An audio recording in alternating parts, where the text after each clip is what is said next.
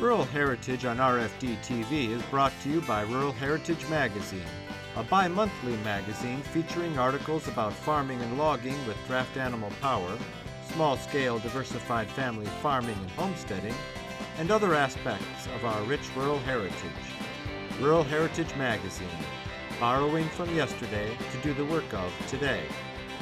For subscription information, please call 319-362-3027 or order online at www.ruralheritage.com. Hi, I'm Joe Mishka. Welcome to another episode of Rural Heritage TV. We've visited Johnny and Linda Key of Beebe, Arkansas several times this past year as Johnny prepared their garden seed beds and planted his vegetables using his custom-built tillage tools and planter attached to his garden tractor. He planted his purple hull peas in mid-May, and we watched them grow throughout the season as we came back to pick, process, and preserve carrots in early June and then tomatoes in July. We returned in August when the purple hull peas were ready and learned how they pick the peas, use a unique nearby shelling machine to separate the peas from the husks, and can them to be enjoyed throughout the rest of the year. You're from up north, so y'all don't eat cow peas, but we do. Right, okay. Right. Yeah. So the purple hull, it's a variety of a black-eyed pea. Okay. We save those, and we save the okra seed, and save the sunflower seed, and the lima beans, and Quite a bit. yeah. I'm not big into having to produce my own seed, but when it's convenient.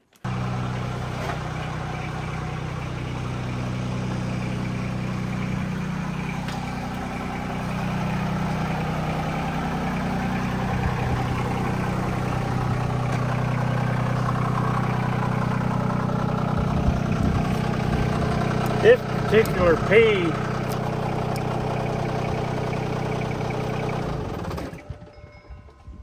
actually I have kept up with since childhood. Daddy grew these peas, and we'd put in maybe a 5-acre patch, and people from the small town where we lived would come out and pick peas, pay so much a bucket full. But when it come time to save seed, we would go through. We'd have 3 or 4 rows that we didn't allow them to pick in. Okay. And we'd pick out the peas with the longest pod for some reason. Sure. Just because Daddy did it. Sure. And we plant those back. Next year we pick out the longest pod. And so I'm still doing that with the same seed.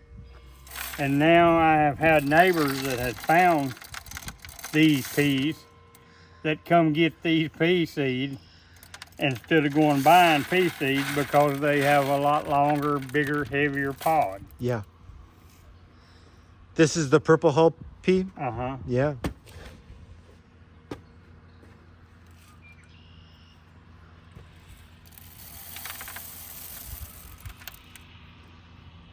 I was storing all my seed in the freezer and gets in the way. And now I'm putting them in jars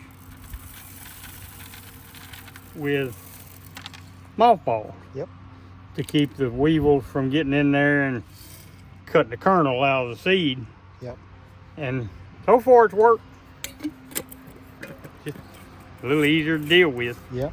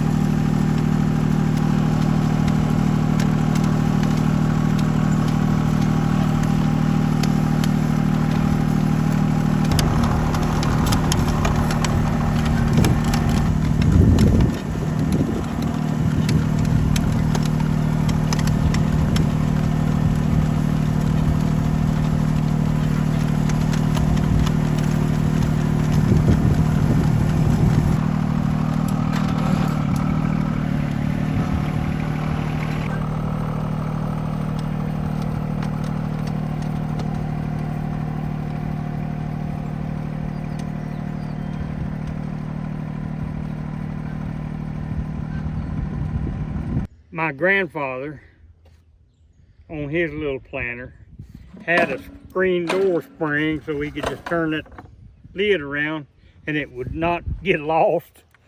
And it was right there to put back on, and he operated with it open. And so I had to put a screen door spring on mine. A little less than a month later, we're back at the Kees to do the carrots and notice the purple hull peas have come up and the plants are looking good.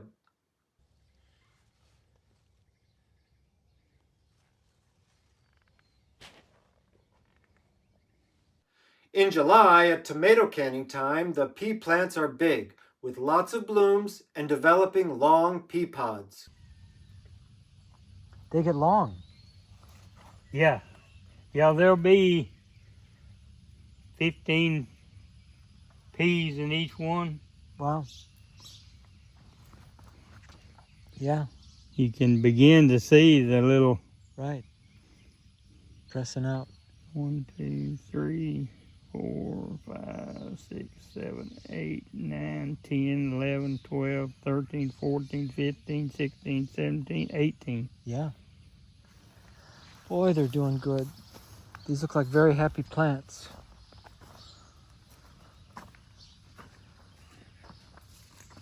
I'm not walking on anything, am I? No, nope.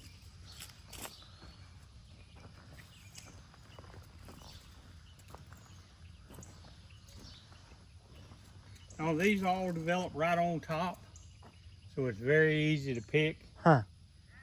Huh. So this is not one that we pull and pick them off the plant. Those have been selected for 50 years for that longer full pod. In the Key family, right? Right. Yeah, Daddy, that was his thing. And I don't know whether it was his dad's thing or not. But when we were picking seed, you picked out the longest pods every year. And so I guess, That'll do it. you know, you are improving it. Absolutely. In fact, there is a variety of these that was selected for that factor, and they call them top crop. But that particular variety, I tried a couple of years. When they're ready to be picked this morning, they're sort of like when you used to use old field corn for roasting ears, eating. You don't get it this morning, it's gone this afternoon. Right. That variety of pea seems to do the same thing. Wow. When it's ready to be picked, it's good pea, but it will Change fast. Yeah, it turns fast. Huh. Where these, you know, you might have 2 days to get them at their peak without them leaving you. So there was a lot of blooms, more blooms here than there are now. The Yes. blooms are gone. And Yes, they're every forming, every stem you see had a bloom. had a bloom. And so there was a period there where this whole row was covered with yellow flowers. Right. Yeah. Wow. And it probably will be again in a couple of days from the rain we had 2 days ago. I see. Just put them in gear again. I see. And after you pick them, will you have a second picking? 2 or 3. Really? Wow. Okay. Yeah. Wow. Yeah. They will continue to to bloom for 10 days to 2 weeks, and then you will have picking for 10 days or 2 weeks, which is usually in about 3 pickings. We now have 4 volumes of America's Rural Yesterday books with photos of farm life 100 years ago. Fieldwork has images of horses in the fields working the ground, planting and harvesting the crop. Barn and Farmyard shows farmers putting that crop in the barn, silo or corn crib and caring for poultry, hogs, cattle and more. In At Home and in Town, farm families prepare Sunday dinner, relax in the parlor, drive to town by buggy or wagon, and visit the general store. Finally, Early Tractors has over 250 photos of early American tractors like Alice Chalmers, Oliver, John Deere, Farmall, Minneapolis Moline, and many more. These photos are of new tractors back in the day and show how they were configured coming out of the factory. Buy any of these books for $24.95 plus shipping. When you buy 2 or more, the price per book goes down, all the way to $17.49 per book when you buy all 4. To order, just call 1-877-647-2452 or order online at www.ruralheritage.com. That's 877-647-2452. In early August, the peas are ready to pick. Some of the peas being picked will be stored for seed the following year. The rest will go to the sheller and then into canning jars.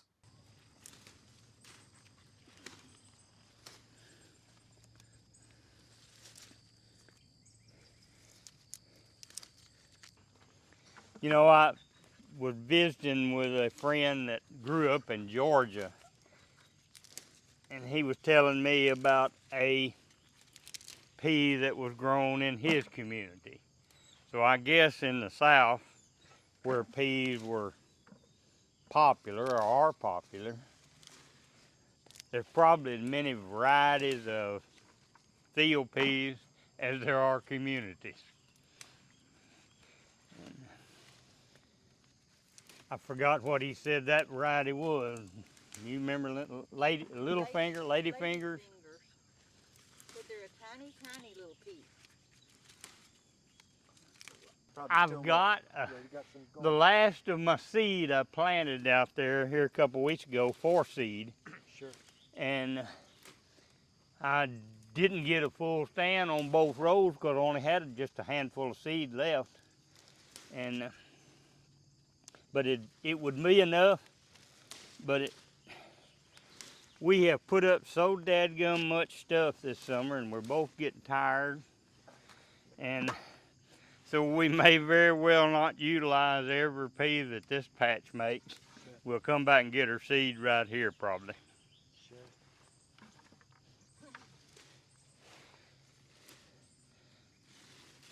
One of the first, I guess, jobs, if you want to call it that, I can remember as a kiddo. Daddy would always plant a pretty good sized truck patches of peas. And we lived out of town about 5 miles. People in town, the druggists and the hardware store owner and whatever, would come out, pick peas, and pay him so much a bushel for them. And he'd always send me to the patch with them to help them. Sure. And I can remember being out in the pea patch picking peas when I was a little bitty fella. And then when I got about 9 years old, needed another tractor in the field. He put me on an old tractor, an old John Deere tractor, and that was, I thought, a real promotion. Right. Well, it was. But then you soon realize 16 hours a day standing on that old tractor. They had platforms in. You see, if you sat down in the seat, you couldn't see anything. Sure. Yep. And that noisy thing popping in your face. Right.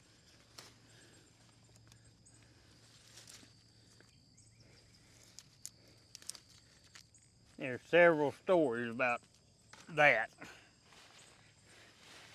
I was at a farm back over in the country a ways, and I had an old, I don't know what it was, 720 I think, John Deere, and that popping was right in my face, standing up there cultivating beans. And there was an old house there, and they had added plumbing, bathroom, so they ran a flue up the outside of the house. I mean, not a flue, vent pipe for the bathroom. Yeah. And it was light gauge sheet metal. And of course the old house was abandoned and falling down. When I turned around there, I got to looking at that. I ripped that 4-inch piece of sheet metal off, or that vent off. It was maybe 10 foot long. And I stood it down over that exhaust pipe and I put that way up there in the air. And it was working pretty good. It wasn't in my face anymore. So you drove under a tree. Well, Daddy come along and saw it. Sure. You gonna break the manifold on my tractor? Made me take it off. And it was working so well. Hi, I'm Joe Mishka of Rural Heritage Magazine. I'm on location of one of the many events we cover that celebrates our rural heritage. If you enjoy our show, check out our magazine, where you'll learn more about the people that blend the past with what works today. You can save almost 20% off the newsstand price by subscribing at ruralheritage.com or chat with us at 877-647-2452. That's toll-free, 877-647-2452.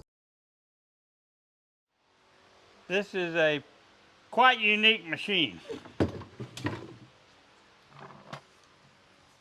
I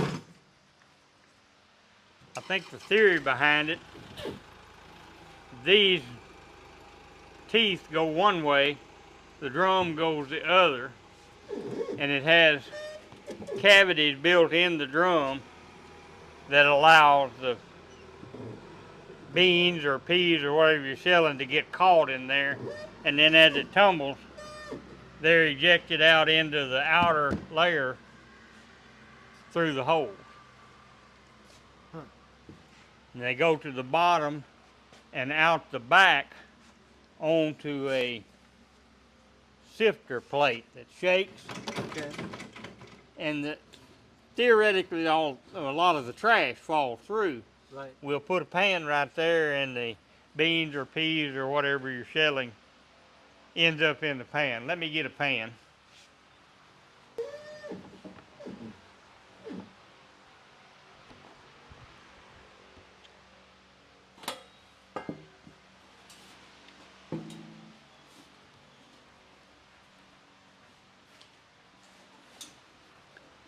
Now, we normally put a bucket full, that's about the right capacity. Put a little more than that, it's hard on it getting started because you're overloading it. So we'll just measure up.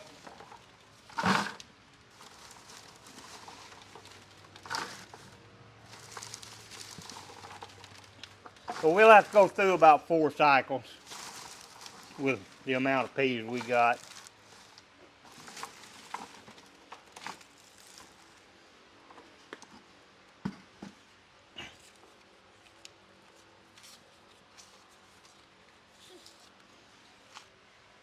There's a lever right here that operates a window. Okay. When we get through shelling and there's just holes left in here, Right. we turn this upside down, it dumps them out into the outer, and they go through the window on the ground. And then you close it all back to start again. Yep. You just sweep them up then. And you definitely got to remember to close everything, or you'll get in a mess quick. You'll be sorry. I've done it. There want to pea down in there, and it'll come out.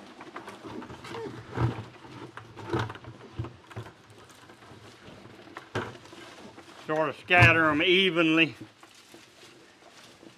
Give it a chance to operate.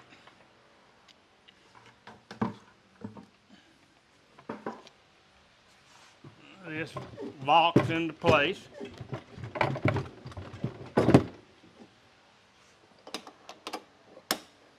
Okay, so we've got the window shut. Got the lid locked. It's loaded. We run the belts on it purposely loose. So I just give it a little chance to get started. That way if something hangs up, we don't break something. Right. The belt will slip. Right, right.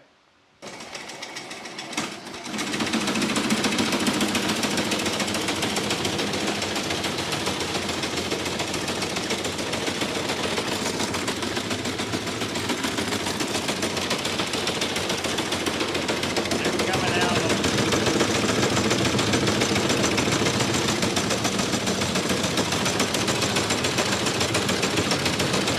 just thrashing those holes.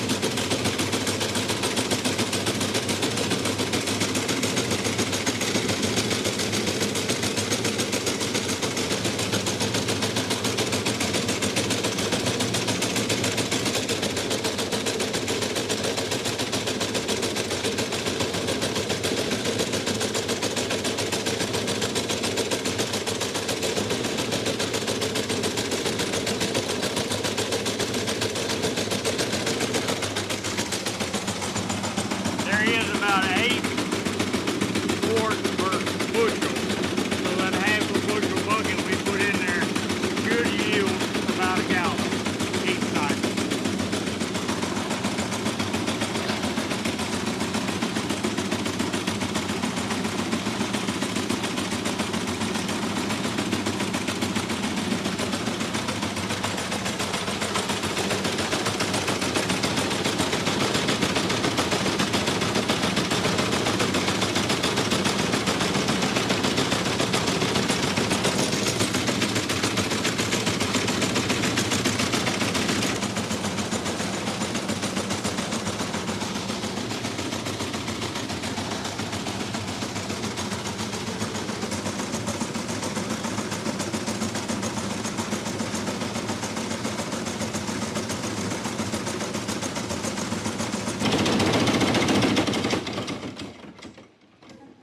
If you're lucky and hit the timing right, it'll stop on top.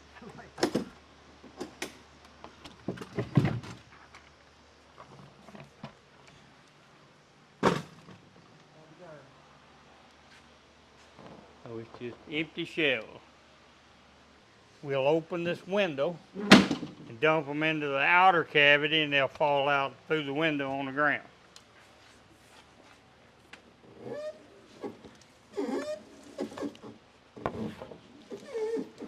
I'm going to turn it on, let it go around once or twice so it self-cleans. Sure.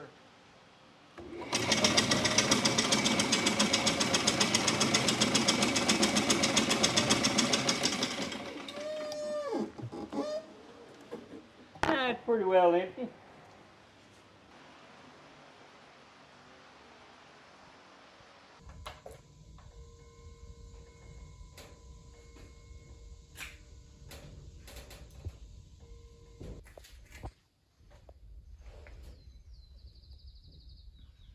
The canned jars of Purple Hull peas are allowed to cool before they're moved from the canning shed to the pantry to join all the other vegetables Johnny and Linda have put up this year.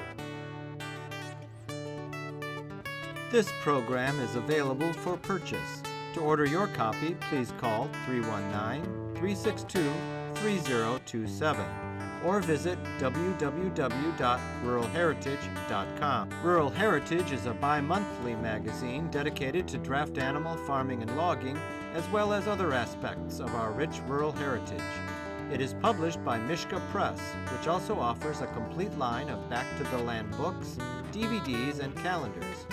Call or write for a catalog or subscription information, or visit our website at www.ruralheritage.com.